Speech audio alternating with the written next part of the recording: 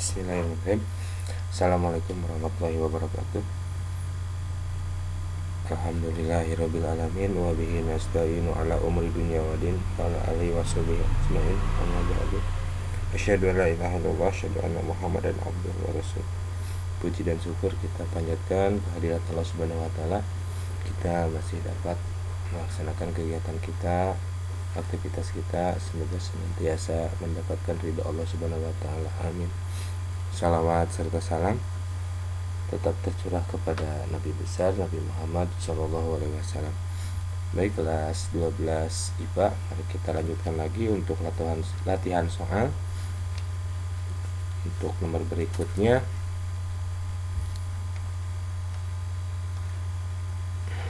kita lanjut ke nomor 4. Oke. Suatu generator armaturnya itu lilitan kawat ya di sini atau kumparannya. Suatu generator armaturnya berbentuk bujur sangkar dengan sisi 8 cm. Ingat ya, ini sisi. Armatur mempunyai lilitan kawat sebanyak 75 lilitan dan berada di dalam magnet 0,3 T. T itu adalah Tesla. Ya, kepanjangan dari Tesla. Hitunglah tegangan maksimum yang timbul jika medan magnet atau rotor itu berputar 120 putaran per sekon. 120 putaran per sekon. Oke, kita ketahui dulu apa namanya yang ada dalam soal. Diketahui sisi, kita katakanlah di sini dalam soal itu 8 cm ya. Kalau misalkan ini sisinya sama, berbentuk bujur sangkar, ini berbentuk bujur sangkar ya, sisinya sama, berarti kita bisa menghasilkan A luas. Berarti luasnya itu adalah sisi kali sisi, jadi 64 cm ya. Kemudian armatur mempunyai lilitan kawat sebanyak 75 lilitan. Itu adalah jumlah lilitannya 75 dan berada di dalam magnet. Nah, ini berarti medan magnet ya, B 0,3 Tesla. Hitunglah tegangan maksimum yang timbul. Berarti di sini yang ditanyakan adalah tegangan maksimum, itu tidak lain tidak bukan adalah epsilon ya. Hitunglah tegangan maksimum yang timbul jika medan magnet atau rotor berputar 120 putaran per sekon. Nah, ini berarti adalah omega ya. Cuman yang kita butuhkan itu adalah dalam satuan radian per second ya, radian per second. Oke, kita langsung tentukan.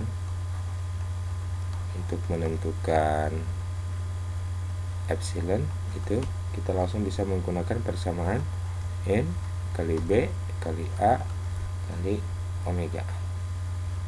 Nah, ini tidak dijelaskan. Di sini tidak ada sudut yang diketahui, berarti ini seolah-olah dia itu tegak lurus ya.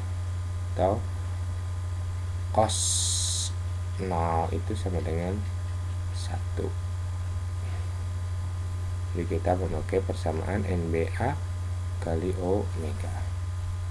Jadi epsilon itu adalah N-nya ada, kemudian B-nya juga ada, A-nya ini dalam senti, kita tentukan dulu dalam meter.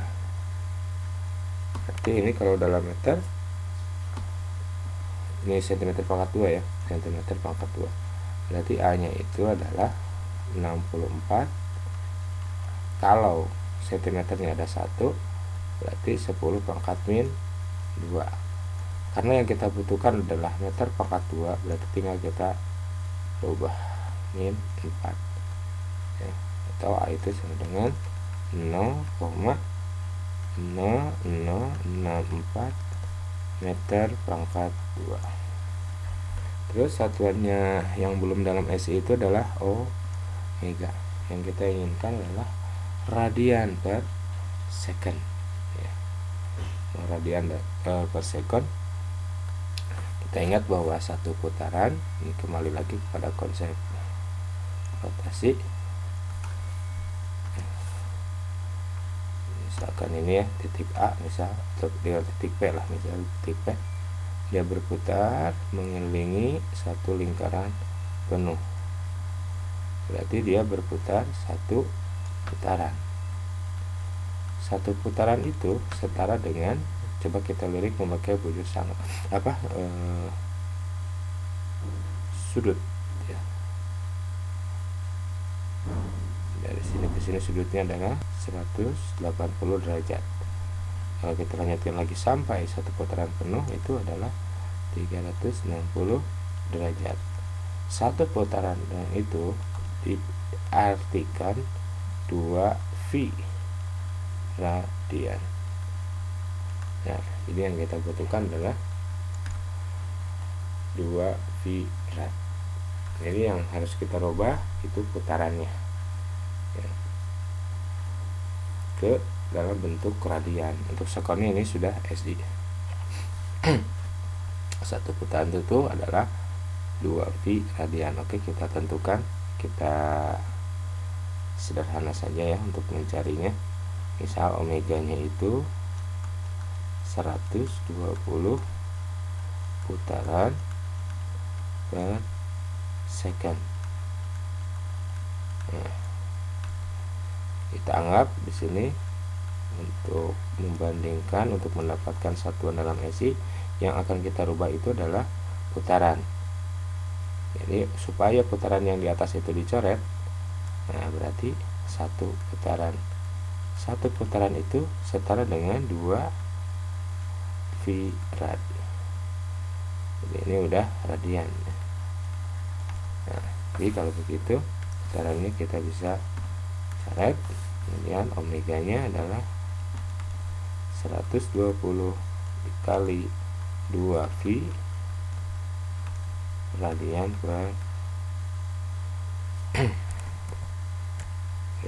per second. Nah, berapakah nilai V dalam persamaan ini? Apabila dia tidak ada fungsi sudut, sin, cos atau cosekar atau tangen, misalkan di sini ada sin V. Nah, ini artinya adalah V-nya itu 180 ya. Kemudian kalau misalkan dia tidak ada, ini tinggal kita memakai V-nya itu sebesar 2 dikali 22/7 atau 3,14 ya. Jadi 120 dikali 2, 240 kali 3,14 itu 753,6 rad per second itu ya. Nah, jadi 120 putaran per second itu setara dengan 753,6 radian per second. Udah, tinggal kita masukkan.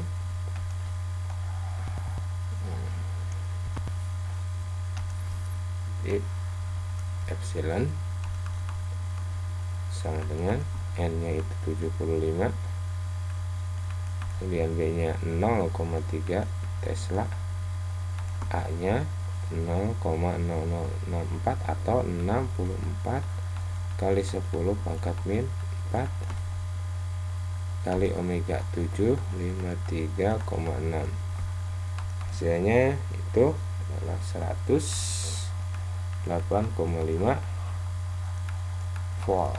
Oke, ini ya untuk nomor 4. Oke, kita lanjutkan lagi ke nomor berikutnya.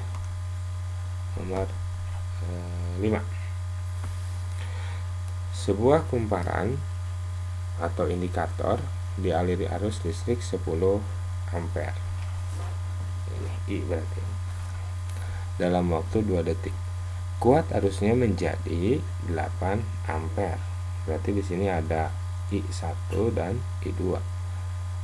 Kenapa bisa berubah? Karena nih akibat saklar diputus. Tegangan induksi diri adalah 5 volt. Berarti di sini ada L ya. Kemudian yang dicari adalah koefisien induksi, L-nya yang dicari. Koefisien induksi diri indikator tersebut adalah, kita tentukan dulu yang diketahui dalam soal. Tadi disebutkan bahwa ini itu ada 2. Asal muasalnya I1 itu adalah 10 ampere. Nah, kemudian ketika selang waktunya itu berarti delta T ya, itu adalah 2 second. Nah, I-nya itu berubah menjadi 8 ampere. Tegangan induksi diri, nah berarti di sini epsilon induksi adalah 5 volt. Oke, dari satuan juga ketahuan bahwa ini kepunyaan dari epsilon. Sementara yang ditanyakan koefisien induksi diri, nah berarti L.